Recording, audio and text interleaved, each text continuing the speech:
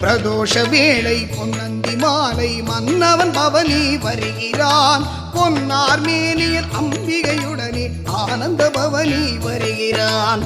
பிரதோஷ வேளை பொன்னந்தி மாலை மன்னவன் பவனி வருகிறான். பொன்னார் மேனியன் அம்பிகையுடனே ஆனந்த பவனி வருகிறான்.